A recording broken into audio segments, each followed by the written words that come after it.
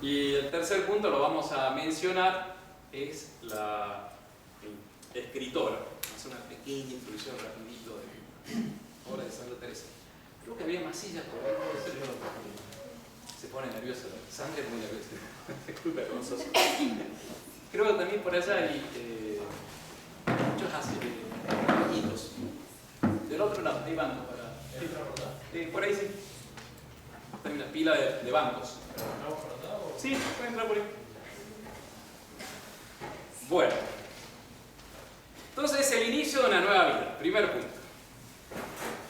Santa Teresa, ¿se acuerdan en esa cuaresma del año 1554?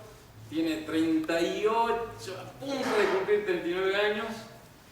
Venía 10 años luchando, haciendo vida espiritual, rezando, aunque seguía en ocasión en ocasión. ¿Se acuerdan cuál era el defecto de Santa Teresa? Exceso de sociabilidad. Muy amiguera, muy sociable. Y claro, para una santa religiosa, para una religiosa, eso no estaba plenamente bien, no tener horarios. Ella venía de ocasión en ocasión, de vanidad en vanidad. Y ante un Cristo muy llagado, ella se postra de rodillas diciendo: Señor, hasta que no me des fuerzas para salir de esto, no me pongo de pie. Y ahí se transforma. No hagan la prueba, no le va a ir bien. Señor, hasta que no me dé ahora ya no, porque es todo fruto de un trabajo, de una vida espiritual que fue lentamente preparándose para dar este salto en el momento de su conversión.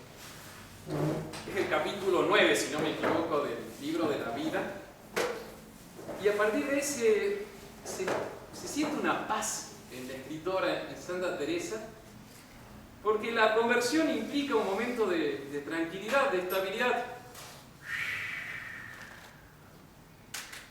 Porque cuando uno está luchando contra sus miserias y tentaciones, está en una tensión, sufrimiento constante, que el alma que se convierte ya no lo tiene.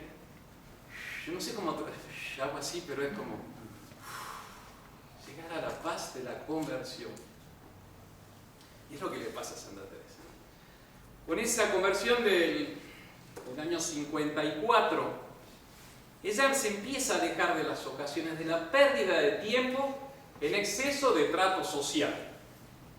Ya no tanto. Y estar un poco más devota, recogida, rezando. Era religiosa, no podía hacer otra cosa. Entonces se pone a rezar más, a evitar las ocasiones y hacer un poco de mortificación. La lectura de San Agustín va a aprovechar muchísimo, el libro de las confesiones. Ella también convirtiéndose, se siente identificada. Con todos los santos que han sido muy pecadores, ella siente una especial devoción. El rey David, San Agustín. Entonces, a partir de Santa Teresa empieza a retomar fuerzas. Como dice, comencé como a despertar de un oscuro sueño.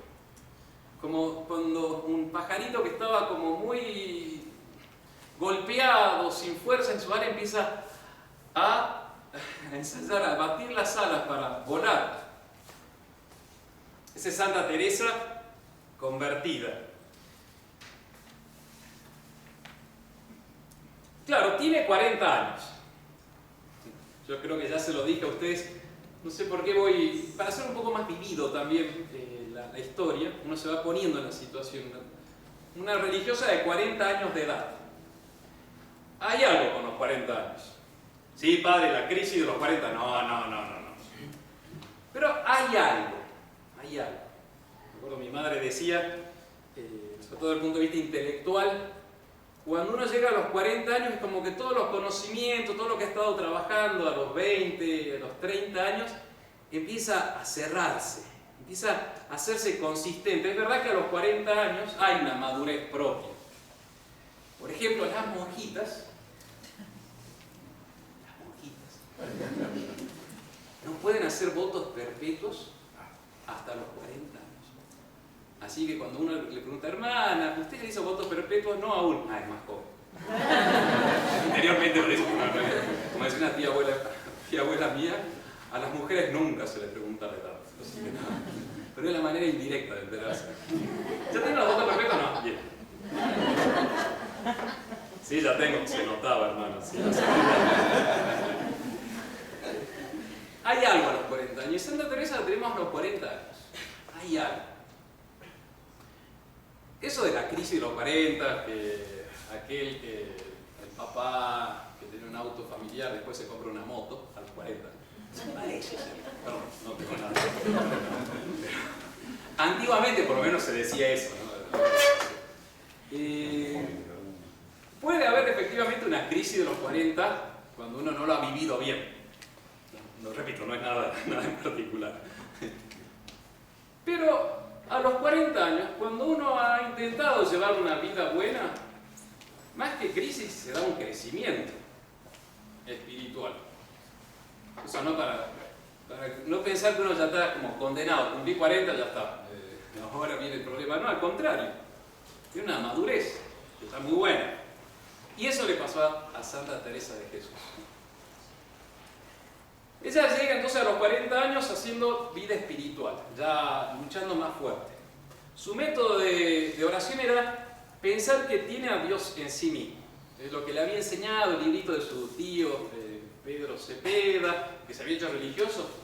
Ese librito, tercer abecedario de la vida espiritual, ya lo meditaba mucho. Dios está dentro de mí. Entonces, ¿cómo hay que hacer oración? Cerrando los ojos, por decirlo de una manera, y pensando con quién está uno al frente.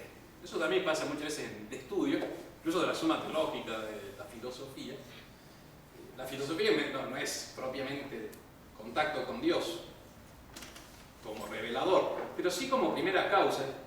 Y vos cuando empezás a pensar las cosas así más seriamente, decís, wow, de hecho, hasta ver una florecita en el desierto, cuando uno va subiendo un cerro, por ejemplo, vos empezás a descubrir mucho de nuestro Señor y empezás a tener contacto con Dios. Eso es la vida interior. Desarrollar la inteligencia y la voluntad a lo interior. Y eso empieza a ser Santa Teresa. Pero claro, Santa Teresa empieza a tener, como va a decir en el libro de la vida, a sufrir los trabajos y placeres de la oración. Placeres significa los gustos de la oración, esos consuelos, eso como que el alma queda ungida cuando rezás. No sé si la pasó alguna vez. Yo creo que alguna vez me pasó en el seminario. Y rezás y decís, che, acá está nuestro Señor. Y te puede dejar como cierta impresión en el alma. Pero la oración también implica bastante trabajo, no es tan fácil ponerse a rezar. Como dice Santa Teresa, uno se encierra en sí mismo y junto así entran muchos pensamientos y muchas distracciones.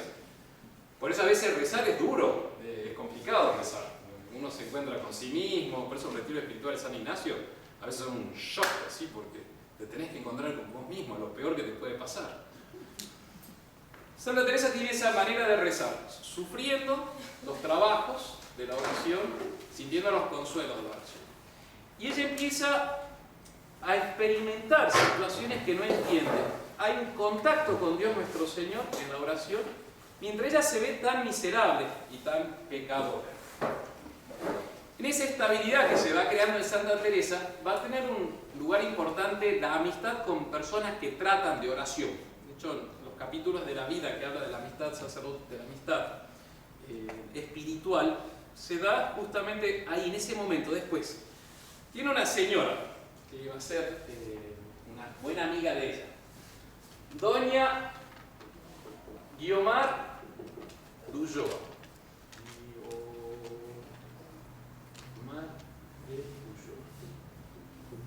Va a ser importante esa amistad con esta señora viuda, 13 años más joven que ella.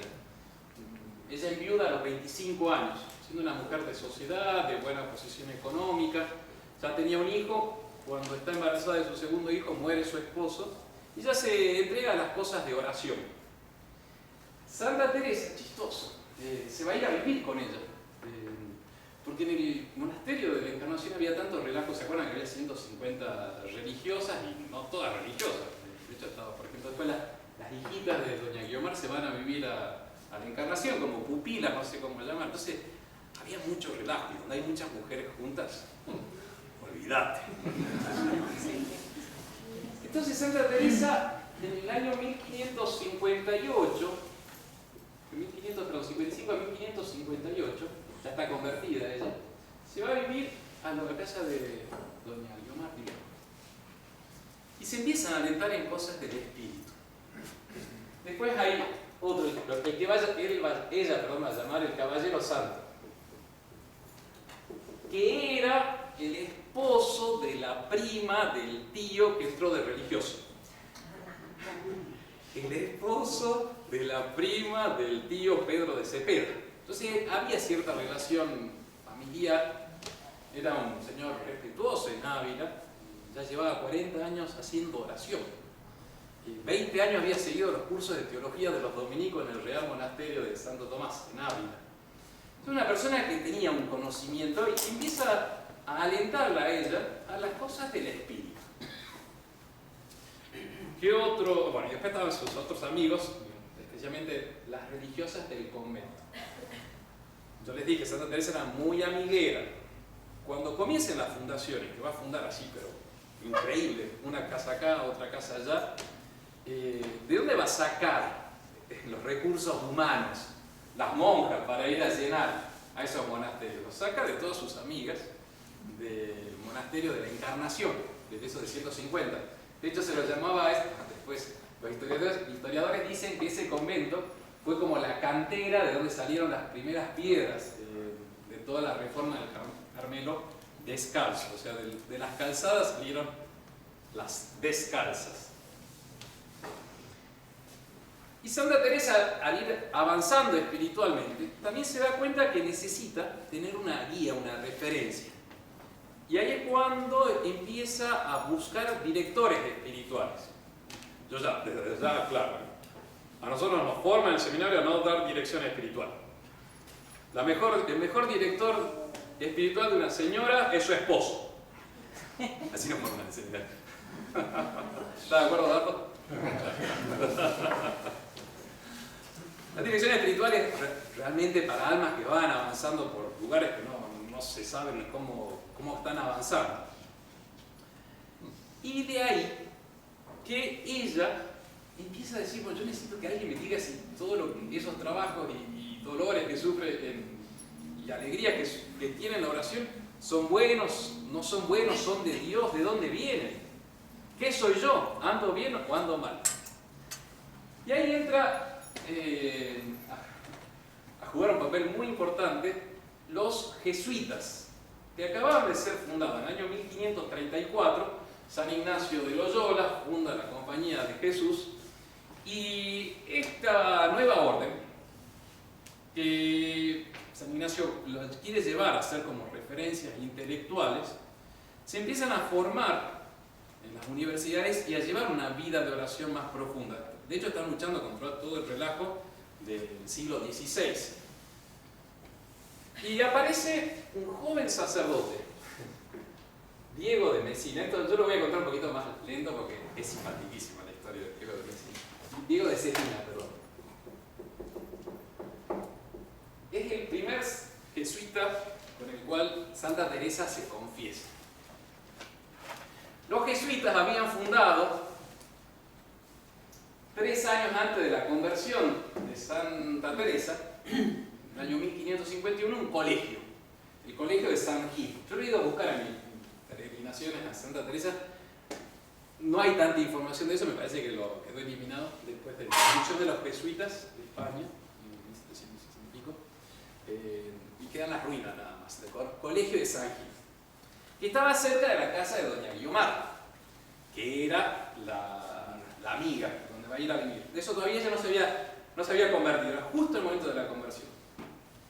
Y este Diego de Cetina, junto a los otros jesuitas, empiezan a ayudar a las almas devotas de Ávila. Entonces, Santa Teresa le pide a doña Guiomar si podía interceder de que un sacerdote de los jesuitas vaya al convento de la Encarnación para confesar. Pero ella tenía dos como miedos ante todo esto. Primero, es que se sentía muy pecadora para estar con los santos jesuitas, que ya tenía una fama de santidad. Entonces, no, yo no soy digna, pecadora. Y el segundo como impedimento que la detenía a buscar un sacerdote jesuita para confesor, es que según la regla, de las carmelitas solamente tenía que ser un carmelita el que las confesaba. Consigue el permiso de la madre priora, que venga el jesuita a confesarla, y le va a la portera y al sacristán y le dice: mire, va a llegar un sacerdote a confesarme, usted avíseme discretamente donde yo voy a estar. Y la gente es muy simpático. Que cuando llega el jesuita, de pronto un sacerdote joven, tenía 23 años nada más. Joven sacerdote de negro, de hecho es medio parecido, porque la fraternidad a veces nos confunden con jesuitas, porque eran todos de negro y con una faja.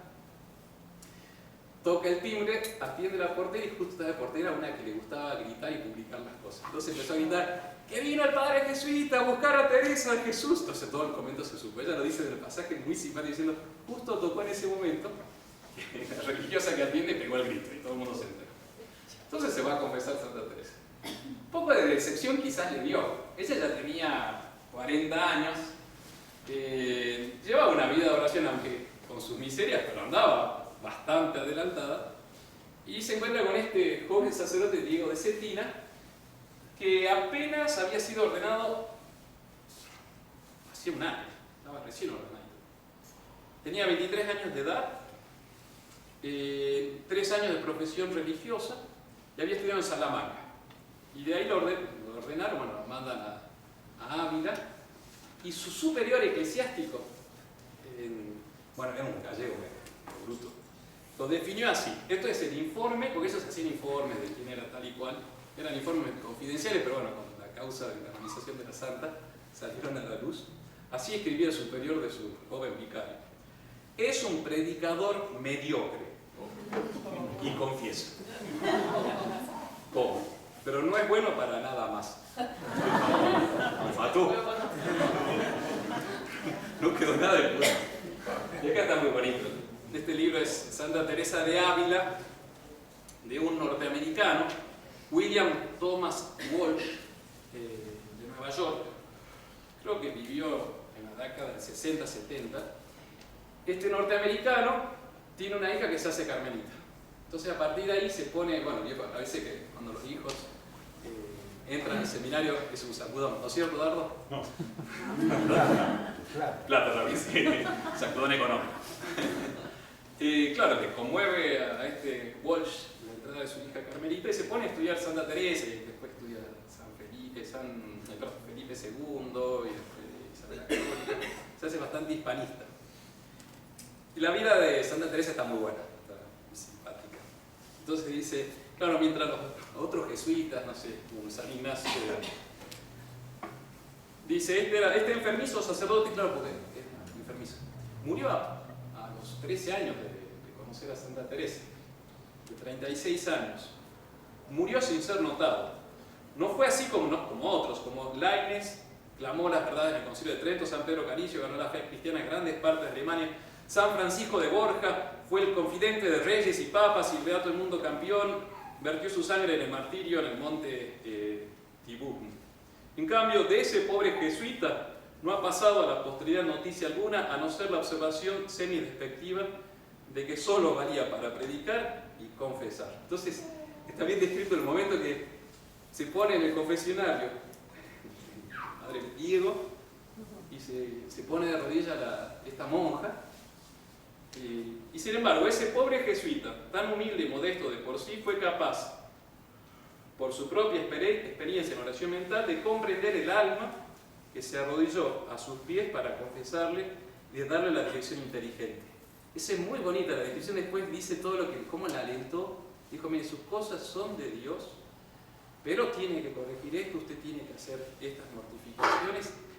Y a partir de ahí Santa Teresa queda confirmada por el buen camino. Es muy bonita la descripción de cómo la alienta. Y también simpática la descripción de, claro, un chamaquito, diríamos, no sé, un pibe, un changuito, un salteño, recién ordenado, que se enfrenta con una monja santa, y cómo la sabe guiar. Pero es bueno, gracias a nuestro Señor. A este joven jesuita lo cambian a los 2 o 3 meses, está muy poco tiempo, y viene en su reemplazo otro padre joven, también, joven de ordenación, un poco más grande en edad, Juan de Prádanos, que había sido compañero en Salamanca, en la universidad del jesuita Diego de Cetina. Y la empieza a guiar bien a la mujer. Le dice, mire, madre, se llama Madre Teresa, mire madre, usted creo que tiene que cortar de su sociabilidad, tiene que empezar a reducir más todavía.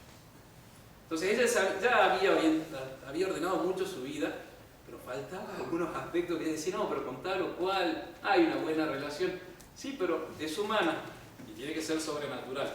Y ella le hacía objeción porque no se quedaba callada. Entonces dice, no, pero bueno, yo me debo a ellos. Sí, pero usted tiene que sobrenaturalizar más el trato. Vamos a hacer así, dice el cura. Usted va a hacer una novena para la fiesta de Pentecostés, una novena rezando el Veni Creator, la oración al himno, ¿no? Al Espíritu Santo. Y al terminar eso me cuenta. Bien, vamos a hacer así.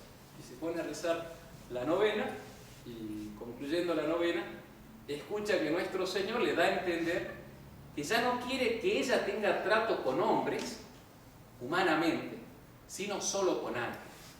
Entonces a partir de ahí se da una transformación en su corazón, que todos los vínculos de amistad que establece son en relación a lo sobrenatural. Dice, a partir de ahí todo trato que no es en cosas de oración me resulta pesado, insoportable. Una gracia especial. Con el otro joven curita, 1555, ya lo tenemos a los 40 años, Santa Teresa. Fue en mayo de 1555, fiesta de Pentecostés.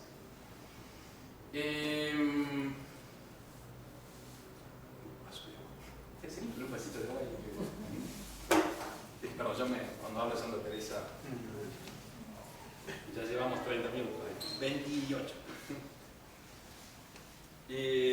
Bueno. Y ahí nomás se da el desposorio místico. Es una gracia muy especial de las almas muy santas, en que se hace como un concierto de un matrimonio espiritual entre el alma y Dios nuestro Señor. No es todavía el matrimonio espiritual, es como el desposorio, promesa de matrimonio. Pero todavía el alma no, eso lo vamos a ver en las otras moradas. El alma todavía no ha establecido esa relación perpetua.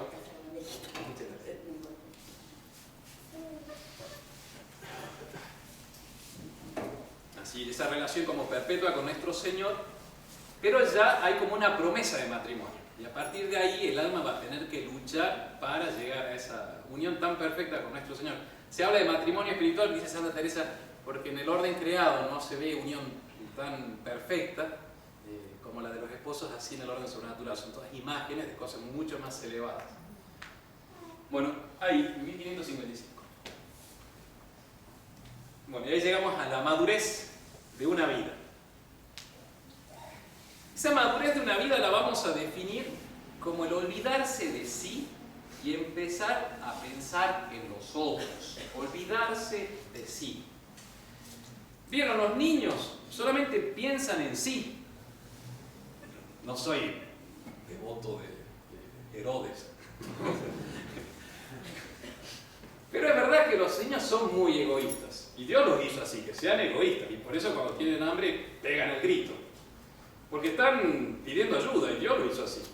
Pero en la medida que el hombre va creciendo, estaría mal que se quede en un estado de inmadurez, de siempre estar pensando en sí mismo. Muchas veces en los matrimonios, en los noviazgos, hay problemas porque justamente no hay madurez. Se está pensando siempre en sí, encerrándose. Yo. Cuando la madurez se define por la grandeza de espíritu que empiezas a ayudar al otro olvidándote de ti mismo. Bueno, eso le empieza a pasar a Santa Teresa con la conversión.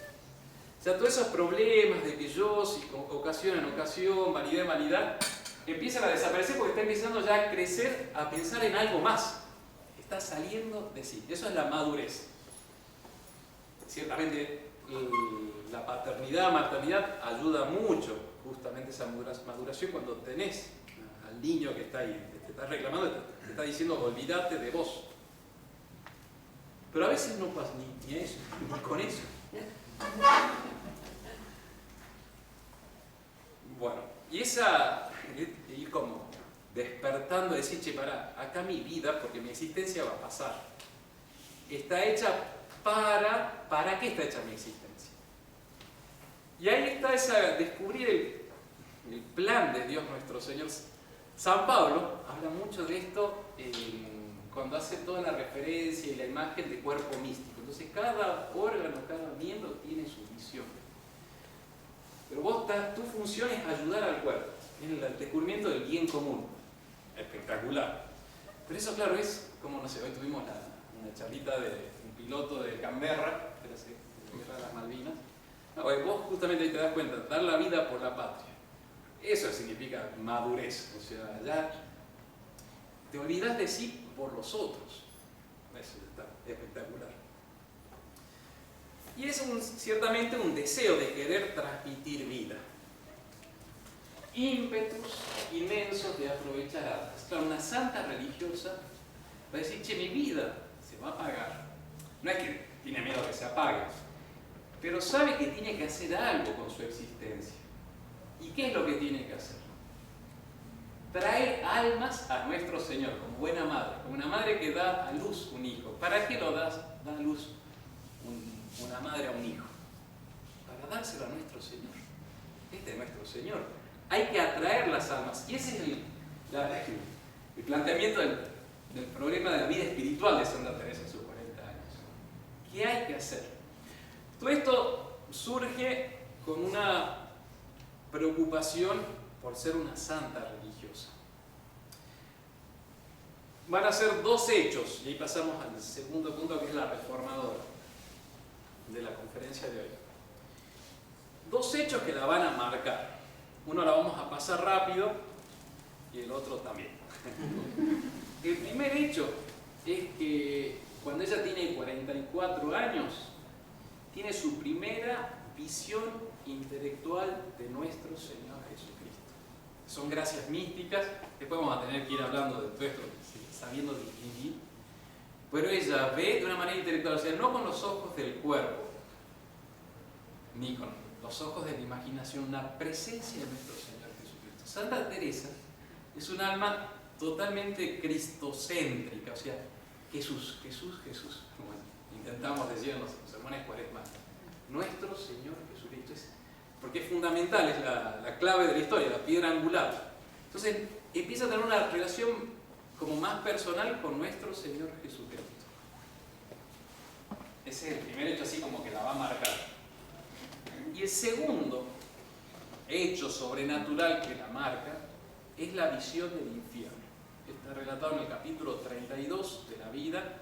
Se los recomiendo, está muy bonito, ese capítulo es largo, pero uno puede sacar mucho fruto. Ella dice que, bueno, le acaeció, le sucedió, le pasó, que un día, no me acuerdo, después de la comunión creo que fue, se ve que nuestro Señor la lleva al infierno, va describiendo como por un túnel, llega a un lugar muy oscuro, donde hay fuego, bueno, describe el olor muy horrible, la opresión de pecho que sentía, que todo era violento, siente el fuego y dice, bueno, considero que dentro de las gracias que Dios me ha dado, a ella que tenía esa gracia de unión con el amor a Dios, ¿no? O sea, estaba altísimo, pero la visión del infierno fue una de las gracias más importantes que recibió en su vida.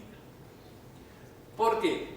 Porque le sirvió para convertir su pecadora vida. No, porque ella ya estaba convertida. La gracia especial que le deja la visión del infierno es el rezar para que esas almas no se vayan a ese lugar de tormento. Ahí está justamente esa madurez espiritual. Además, ya estaba confirmado, o sea, ya sabe, Dios la estaba llevando por muy buen camino. Pero ella ahí dice, la pucha, se están condenando las almas. ¿Qué voy a hacer yo por ellas? Y de ahí que le surgen esos ímpetus inmensos de aprovechar almas. Es la gracia que tiene a sus 45 años, decir, yo tengo que hacer algo por las almas. Habla, repito, de madurez y de olvidarse así, no es tan fácil. Son cumbres así de una madurez humana y espiritual. Bueno, debería leer porque está bonito como lo va diciendo y lo voy a leer. Sí, aunque bueno, pero vale la pena leer un poco de Santa Teresa. La visión del infierno, entonces. Fue una de las mayores mercedes que el Señor me ha hecho. De aquí gané también la grandísima pena que me da las muchas almas que se condenan. Paréntesis, ¿se acuerdan que cuando hablo paréntesis no sabemos cuándo termina Santa Teresa, no? Entonces me da grandísima pena de las muchas almas que se condenan. Pena. De estos luteranos, en especial porque eran ya por el bautismo miembros de la Iglesia. Cierra paréntesis. Y los ímpetus grandes de aprovechar almas. Que me parece cierto a mí que por librar una sola alma de tan gravísimos tormentos pasaría yo muchas muertes. Muy interesante, por eso se los quise leer también.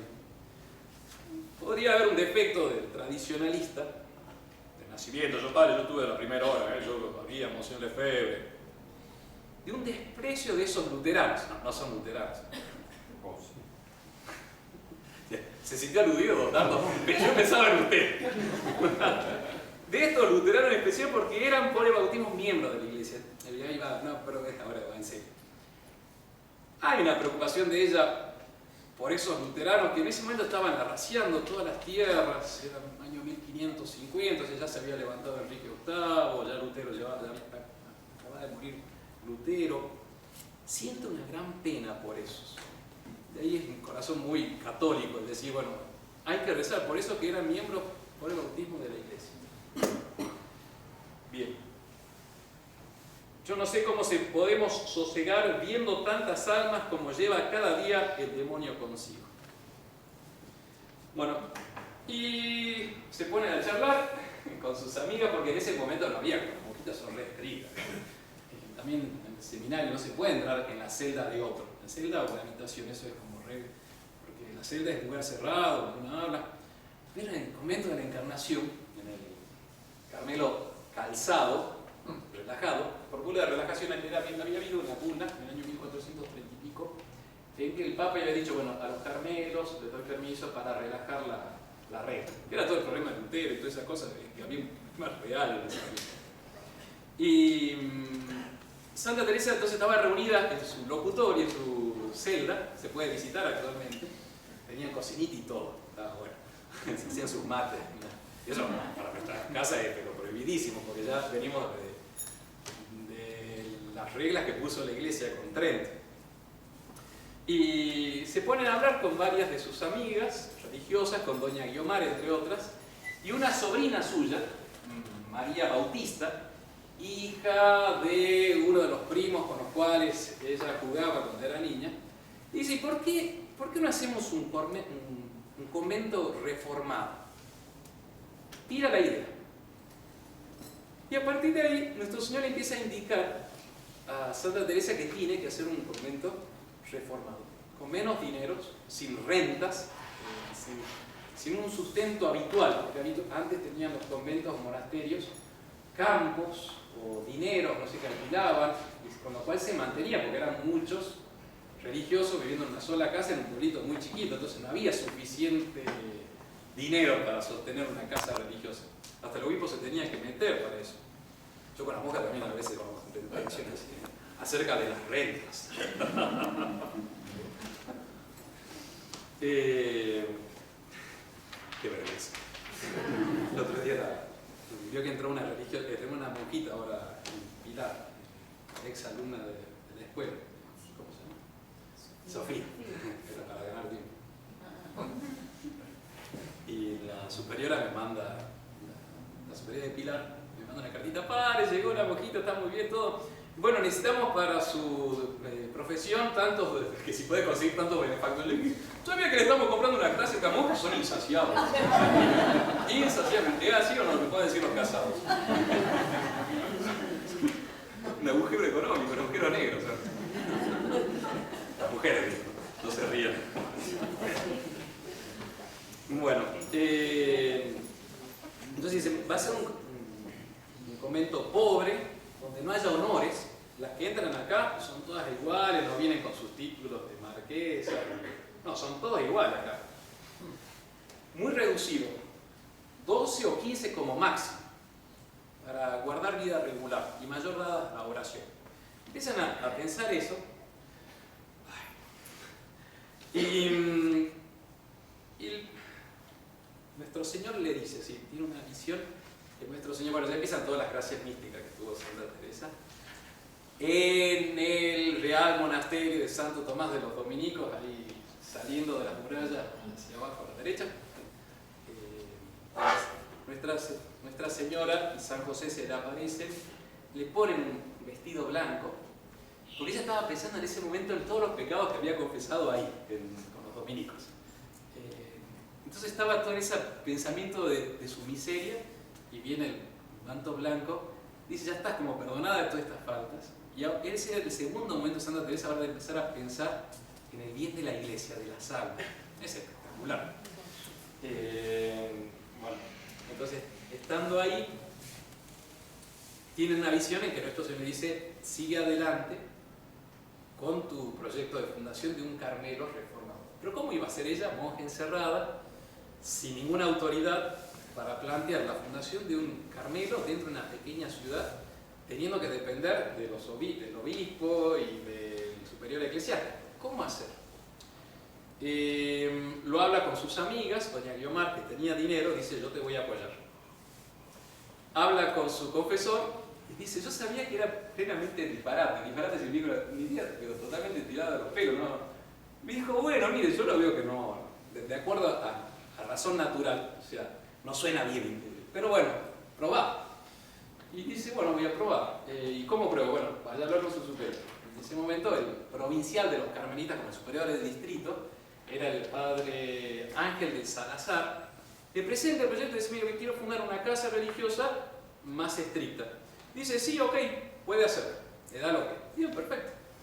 Ya tenía la aprobación de su confesor, del previcio de provincial, pero ahí empiezan a suscitarse los problemas. Sobre todo cuando las monjas se enteran de que quiere fundar un convento y eso le hace afrenta a ellas. Porque como diciendo, ¿qué está diciendo? Nosotros somos relajadas, que no nos podemos santificar acá. Y le empiezan a perseguir, pero duramente. Dice, bueno, ya que están buscando rentas, dinero, conseguir dinero también para nosotras. Hasta la quieren castigar y poner una celda, la prisión que se tenía en el convento, donde, bueno, tenía menos contacto. Empieza la persecución, pero fuerte. El provincial se echa para atrás. Dice, no, ya hay demasiado lío en el convento de la Encarnación, no tienen ni permiso. Y en ese momento justo habían cambiado el provincial o el rector de los jesuitas en Ávila, que era un tipo que después deja la compañía de Jesús. Ese no era el mejorcito, eran de los que veían judaizantes por todas partes. Obviamente unos problemas de la época. Entonces quería hacer que la compañía fuese más nacional, más cercana al poder temporal. Bueno, toda una historia por ahí. Ese superior le dice al confesor de Santa Teresa, mira, no tenés que apoyar. Entonces el confesor queda en medio y entonces le retira el apoyo a Santa Teresa. Entonces Santa Teresa le dice, mi superior se dio vuelta, ya no me quiere ayudar. Mi confesor me está diciendo, no está yendo por buen camino. Y doña Guiomar, que también le había negado la absolución a doña Guiomar, porque como se enteraron de que ella estaba apoyando a la fundación, un sacerdote le dijo, yo no le doy la absolución hasta que no repare este escándalo que se hizo en la ciudad. Entonces, en todo ese espíritu de esa presión, doña Guiomar le dice, vamos a consultar al padre Pedro Ibáñez, que era el prior de los dominicos, un muy buen letrado, y se presenta a Santa Teresa y le empieza a decir, mire, yo quiero fundar un convento reformado. Le dice, yo no le expliqué nada de las cosas de visiones. Claro, si le llegaba a decir yo tuve visiones, ahí nomás estaba la Inquisición dando vueltas en aquella época. Entonces le explicó todo de acuerdo a la razón natural, o sea, estas son mis razones.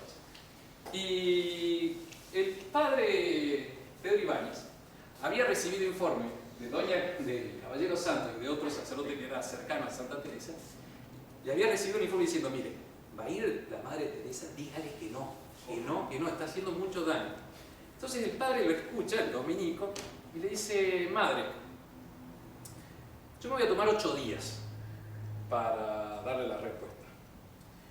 Pero usted está dispuesta a cumplir, obediencia a lo que le voy a decir.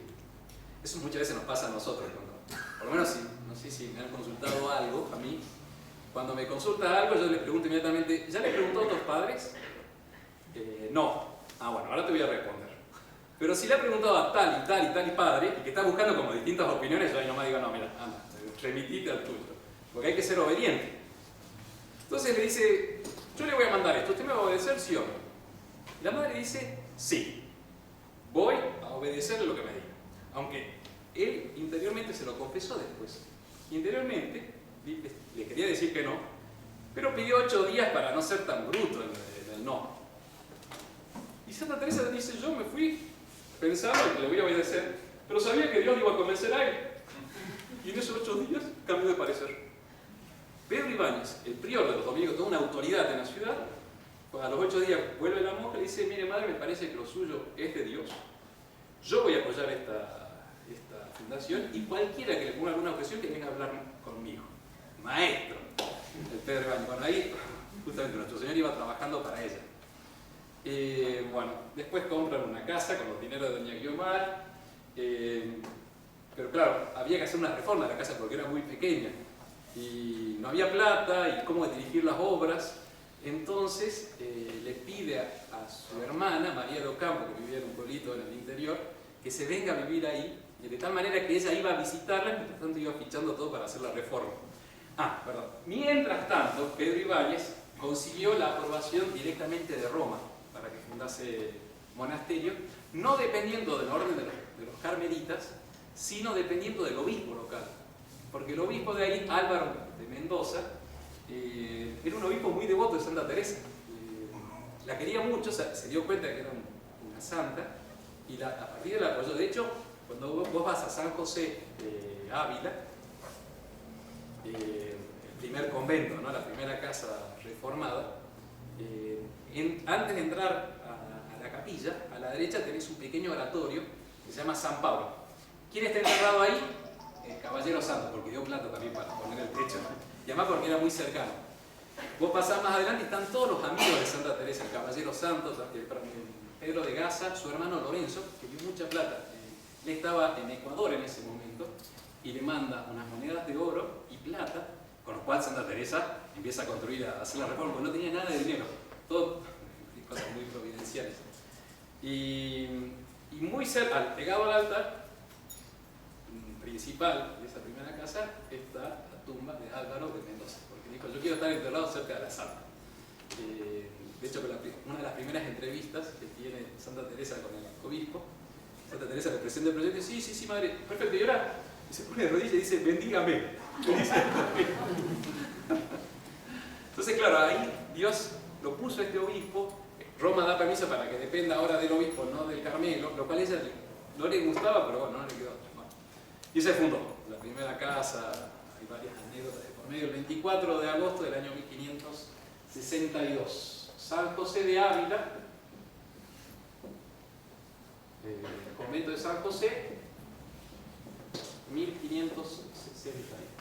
Y ahí comienza la reforma. Bueno, comienzan sus 5 primeros años de vida, 5 únicos años de vida descansada. Ella misma lo dice en el libro de las fundaciones, escrito en el año 1573. Dice, esos 5 años que estuve en San José de Ávila fueron los más descansados de mi vida. De hecho, después le dio una serie de movimientos de trabajos. Porque ella se encerró con 14 monjas a rezar y a estar con nuestro Señor. Nada más. Y ahí sí, bien cerrado, se habían puesto como regla cuando uno hablaba con otra persona exterior, se ponían el velo encima, tras las rejas, no salían nunca. Bueno, como eran las carmelitas de todo el Concilio Vaticano II. Bien de estrecha observancia. Hasta que llegamos, después de la primera fundación, a las otras fundaciones, porque Dios quiso, nuestro Señor quiso más fundaciones. Y así andamos en el año 1566, a finales, llega un misionero de México, un español de nacimiento, que había ido a misionar a México, en Oaxaca en particular, y pasa por el convento, y los conventos de las monjas saben todo, eso sí, no sé cómo hacen, porque pasa por el locutorio, para hablar con saludar a esta religiosa, creo que la conocía de antes, y le empieza a contar qué es lo que veía en México, los miles y millones de almas que no tenían la fe en Cristo nuestro Señor y cómo se perdían. Eso a Santa Teresa la deja marcada, dice, las almas se están perdiendo por México. O sea, pensando en todo lo que era América. Ahí vas viendo cómo el corazón de Santa Teresa se está ampliando. Pasó de los luteranos en Alemania, ahora a los americanos en Occidente. Se está agrandando el corazón de Santa Teresa. Y escucha y dice, pero hay que hacer algo por estas almas, hay que ponerse a rezar. Providencialmente, en febrero de 1567, o sea, a los 3 meses, pasa algo nunca visto. El general de la orden de los carmelitas, Juan no sé cuánto Rubeo, italiano de Ravenna, va a España, cosa que había pasado una sola vez en 1300 y pico creo, y nunca más se había reiterado. Empieza a hacer su visita canónica por los monasterios y conventos de los carmelitas de España, de Portugal, porque justamente había mucho relajo y había que poner orden. Era el Concilio de Trento que andaba de por medio, estaba pidiendo las reformas. Él empieza a visitar y va a pasar por Ávila. Cuando Santa Teresa se entera que pasa por Ávila, dijo, pero se va a enojar, porque yo fundé el convento bajo la autoridad del obispo y no bajo la orden carmelita. Claro, ya estaba medio en infracción, podríamos decir. ¿Qué va a pasar de mí? Bueno, llegó el superior general de todos y dijo, todo lo suyo está buenísimo, yo le doy todas las licencias para fundar lo que quiera. Conventos, hace bien todo esto, claro, era justo cuando también Trento estaba pidiendo la reforma de las órdenes religiosas.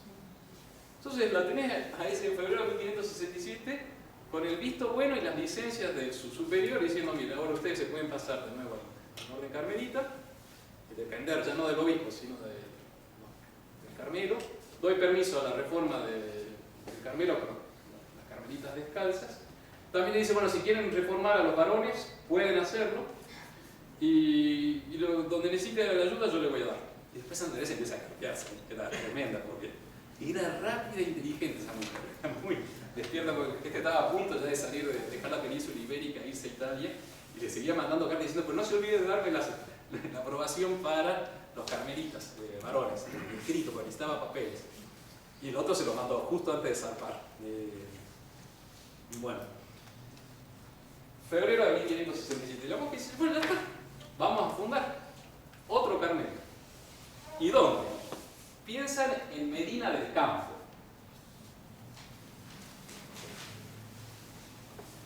Que era una de las ciudades más prósperas de Castilla. Está de Salamanca hacia el norte, o sea, más o menos a unos 150 kilómetros hacia el noroeste de Ávila, una ciudad muy comercial, muy esplendorosa. Bueno, ahí Santa Teresa tenía varios puntos a favor. Primero, que el permiso, ya había conseguido el permiso del obispo, no, porque venía ya con la orden, con el permiso del superior general. Entonces ya, bueno, el obispo lo tenía de su favor. Tenía como rector de los jesuitas en la ciudad Medina del Campo al que había sido su confesor, Baltasar Álvarez, que era el rector entonces. Entonces era una persona de mucha influencia en la ciudad. Entonces le dijo, yo lo voy a apoyar, madre. Había sido su confesor, sabía que eso venía de Dios. También tenía como apoyo al prior de los carmelitas de la ciudad, Antonio Heredia, que va a ser uno de los primeros frailes de la reforma de los descalzos, junto a San Juan de la Cruz. Y además una joven había pedido entrar, tenía vocación para entrar con las carmelitas de San José, pero como no había lugar le dijo, espere, ya vamos a fundar. Parece que era una joven bien posicionada económicamente, así que también, yo hasta en eso pienso que Santa Teresa era bien despierta. Perdón, Santa Teresa, ¿no? Espero no meter la pata, pero era bien despierto. Y Álvarez, su confesor, rector de los jesuitas, dice, ya encontré una casa, se la van a alquilar y no se preocupe, puede venir. Bueno, 13 de agosto del año 1567, ¿no? 13 de agosto.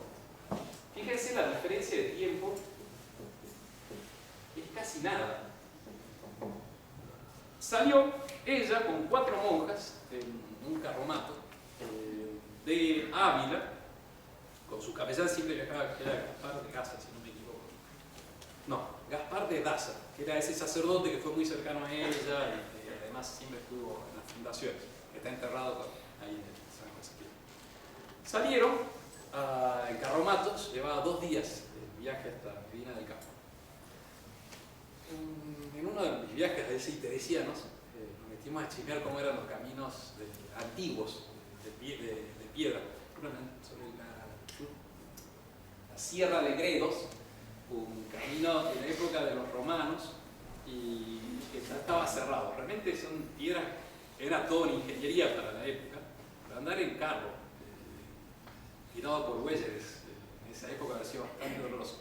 Así la tenemos a esta monjita de 53 años, comenzando una vida ahora de errante, andariega, por todas partes de España, se viera hasta Andalucía, se viera hacia Burgos, se va a ir para todas partes.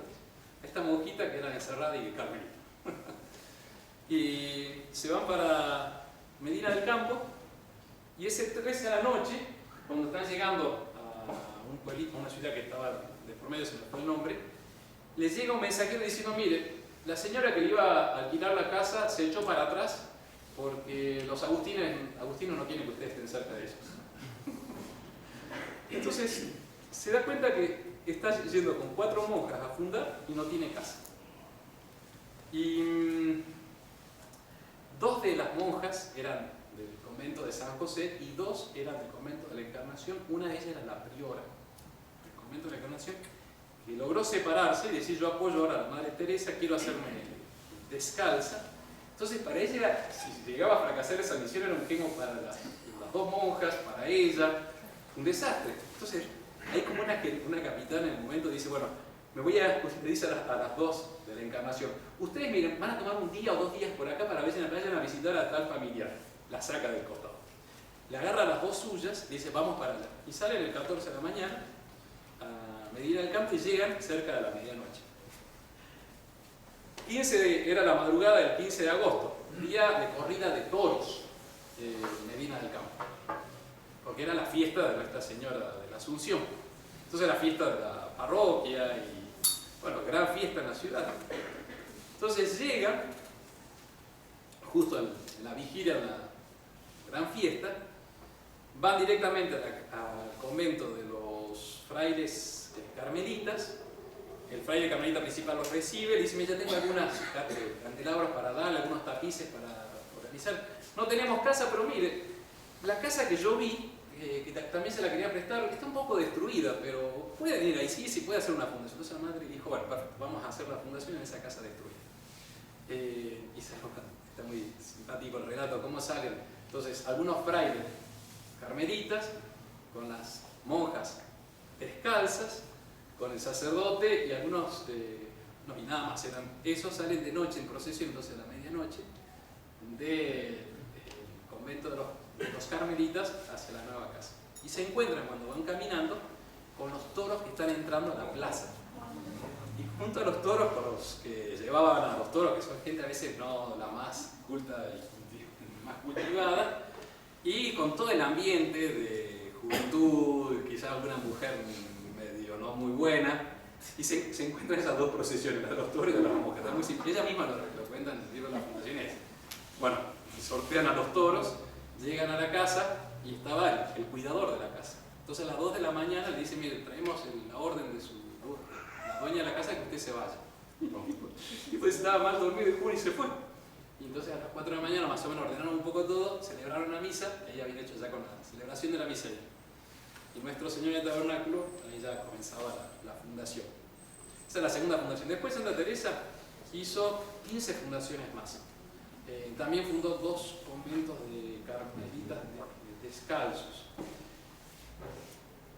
Y ya, paramos ahí. La escritora la vamos a ver la semana de Pascua, entonces la próxima no hay. Moraleja de todo esto es el pedido también a Nuestro Señor que vaya haciendo crecer nuestras almas, para pasar justamente de ocasión en ocasión, de vanidad en vanidad, que es la vida purgativa todavía, que nos lleva a ese ímpetu grande de aprovechar almas. Eso.